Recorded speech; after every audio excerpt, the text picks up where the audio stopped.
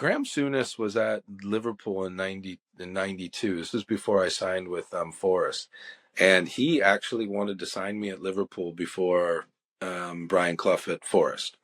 And Graham ended up losing his job right before a contract was offered. Roy Evans was one of the assistant managers, so Roy had a lot on his plate when he took over after Graham, and he sort of put me on the back burner, and that's how the Nottingham Forest thing came about. Graham subsequently, after Liverpool, he went to Galatasaray, and one of the goalkeepers broke his wrist. And they didn't have quality goalkeepers, and you could only have 3 foreign players at the time. And as it turned out, Mike Marsh was one of them, and he wanted to leave. And there was an opening, so it just all sort of worked out. And I had finished my season at Brøndby, and I really wanted to get into the Premier League. But when Galatasaray called, I went. That's how it came about. My agent was Paul Stretford at the time, and he was quite close in communication with Graham, and we got the deal done quick. It was Brad, you got to be on a plane tomorrow. Can you be on it? I said, yeah, no problem. Let's go. And I flew in, and what a wild experience, and what a great club. What a truly tremendous club. Huge club. Were those, I mean, you see sometimes these days, players are greeted at the airport and it's a whole thing. Maybe that was a different time in that regard, but did you Oh no, I was, Sam to it? Yeah, so you were greeted by a big crowd at the airport? yeah. And then I had people, I was the first American over there, of course. And I mean, I had cameramen sleeping outside my apartment like all day and all night. They I was just a young single kid at the time. My day was not exciting. I used to spend most of it at the training ground. I could walk from the training ground to my apartment. Um, I'd go to a restaurant here and there that was usually close. So it wasn't an exciting life to film, but they filmed nonetheless every day. I mean, had you heard before you went over, of course you knew the club, you knew it was a big deal, but had people talked to you about the culture around the club, the environment? People tell you, of course, but again, it's kind of like my earlier comment. You don't know what the pressure is until you're there. You don't know what the big 3 Turkish clubs bring to to life, and the word chaos comes to mind. I loved it. I love my time at Besiktas as well. It's just crazy though. Like it's nonstop. Just fake stories in the press, made up journalism that nobody is accountable for. Everything revolves around a win. It does not matter how you play. It's like you could have. We could beat Fenerbahçe 5-4. I could throw 4 of them in, and if we won, then I was still a hero. If you lost 1-0 and I made like 15 saves in the game and conceded a penalty, they would want to send me back. It is like crazy stuff. But met some great people. What I will say is I still live there today about half the year. Um, Istanbul is a wonderful city. And when you're not involved in the football directly with one of the big teams, it's such a nice place to live. People are very kind, very, very sweet people. Food is impeccable. So nice, so fresh, which you don't necessarily get in the United States these days. But it's just a cool place to play, and live and be around. Um, so crazy moments, and we won a trophy there as well together, Graham and I. And, we had a lot of success as manager and player. So it was but it was wonderful. I think if you ask Graham today, is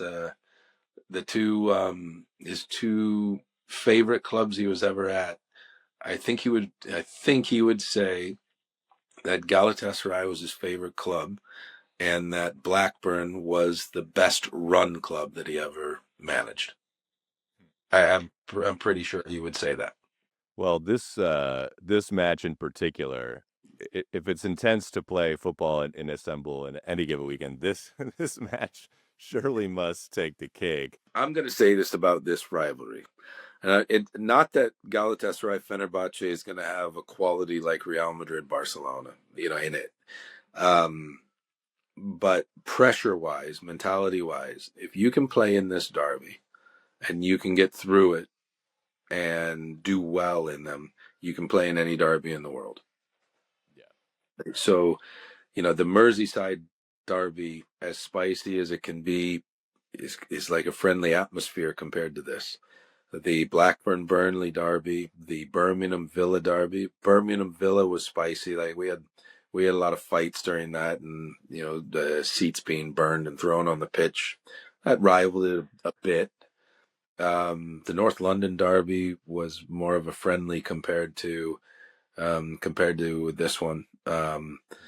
Even the FC Copenhagen Brøndby derby, it was big, but it not like this. This is something. This is something different. Yeah, in my mind, it's there's probably the Old Firm and the maybe the Super Classico, and Yeah, the old firm will be up there for sure. I've obviously not played in one, but I've been to three of them, and that's up there. That yeah, that's close. I've never been to one at Ibrox, but I've been to three at Parkhead. And one of them, I had got tickets from Claudio Reyna, and I was sitting in the Ranger section at Parkhead. Yes, that got a bit tasty. yeah, I have no doubt. I mean, on this Derby day, Galatasaray Fenerbahce, what is that like as a player? You're on the bus to the stadium, you're in the tunnel. Where are the moments where you realize how massive it is?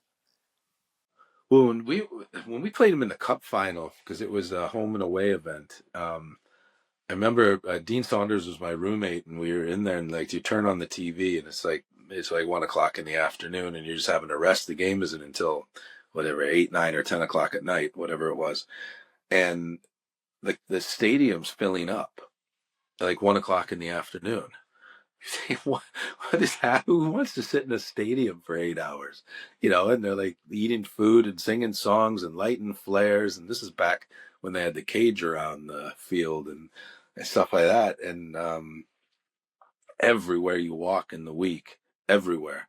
Like, Galatasaray fans are telling you if you lose, you're dead to us, and it's like don't, and you can't eat here if it's a restaurant owner if you lose to Fenerbahce and things like that. So you quickly know how big it is, and um, after you lose or win, I mean you are. So we won the cup. This guy from Bosch, the company Bosch, all the like refrigerators and phones and all that. He just drove his truck to the training ground and just opened up the back and told players, whatever you want, have it. Here's your bonus. Just a random fan. It's, so I'm like taking a washing machine and a telephone. I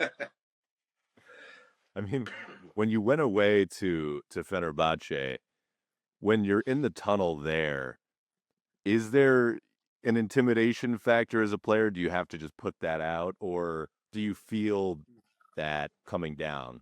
I think like anything, like playing the Estadio Azteca your first time, it's a bit, whoa, this is a big stadium. These fans don't like me, kind of thing. After you've played in one of them, like the way that I probably explain it the best is like I could probably go have played, at that time in my career in front of 2 billion people in a stadium, if there was such a thing, and it wouldn't have affected me. Like once you're in front of the crowd, you concentrate on your thing. The Where it becomes interesting is when they start throwing things at you, and when you win at their ground. That's when it becomes interesting because people try to climb over the cages back then. People like we have many occasions where the windows on our bus were broken out and they try to tip your bus and police are there and things like that. But all that stuff sort of excited me in a strange way. Never never like scared or nervous about it, but like sometimes there were a few times, especially in Turkey, where you thought you're gonna have to throw fists here. You're gonna have to protect yourself, and luckily for me, it never happened. Yeah, you never found yourself running for the tunnel after the final No, play. I ran for the tunnel a couple times. That's for sure, because I was sick of getting hit with coins. But that was the extent of it.